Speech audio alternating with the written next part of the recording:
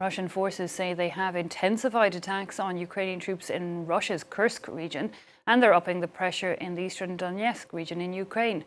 As the war approaches the third-year mark, Volodymyr Zelensky repeating his call for urgent military support. He will be meeting with NATO chief Mark Rutte and a number of European leaders in Brussels this Wednesday. He met with Poland's Prime Minister on Tuesday and had this to say. We all in Europe need not just a pause in the fighting, not just something temporary or uncertain. We need a strong common position of all partners, and we need real peace.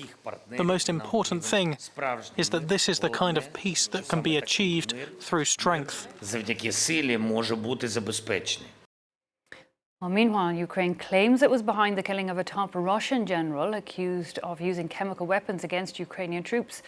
Lieutenant General Igor Kirillov was the head of Russia's nuclear, biological and chemical defense unit and was killed when a bomb hidden in an electric scooter detonated near him. He is the most senior Russian military officer to be murdered inside Russia, and Moscow has now detained a citizen from Uzbekistan in connection with that killing. Well, to take a more in-depth look at the issue, we can speak with Senior Lecturer of Defence Studies at King's College in London, Dr. Rod Thornton. Thanks for your time. Firstly, Ukraine claims it's behind this killing. Do you think it's definitely them? Oh, yes, it certainly is. It's part of the modus operandi. And just the day before he was killed, he was accused by the Ukrainian government of being a war criminal. So, and the SBU, the security service in Ukraine, was definitely targeting certain Russian military figures, and Kirillov is certainly not the first and probably not the last targeted by the Ukrainians. Do you think there was anybody else involved? Because also Kirillov had been sanctioned by the US and the UK for using those chemical weapons. Well, that's conjecture. The SBU might have got some sort of foreign assistance, shall we put it.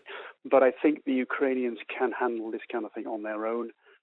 Certainly there will be a network of people within Russia itself who will be sympathetic to the Ukrainian cause. It probably is an internal Ukrainian operation that might have got some help from Western agencies, but I don't think so. As you said, Dr. Thornton, it is not the first. It is, however, the most senior Russian military official to be killed inside Russia. How do you think Russia is likely to react?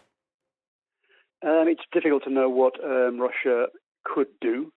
There could be some sort of tit for tat, maybe an internal operation by the Russian security services inside Ukraine itself, but that will be difficult. I think Ukrainian security is far better than Russian security. What the Russians will do, what Russian military figures will do, is beef up their own security. Obviously, Kirillov seemed to have no real kind of security measures around him. He was just coming out of his ordinary flat in a suburb of Moscow without any protection, and that will have to end. In terms of revenge attacks by Putin, it's difficult. There might be some sort of launch of an extra volley of missiles fired from Russia at Ukrainian targets, and Putin will say this was in revenge for Kirillov's death.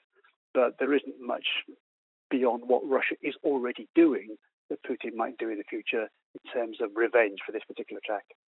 Dr. Rod Thornton of King's College London, thanks very much indeed for joining us. Thank you.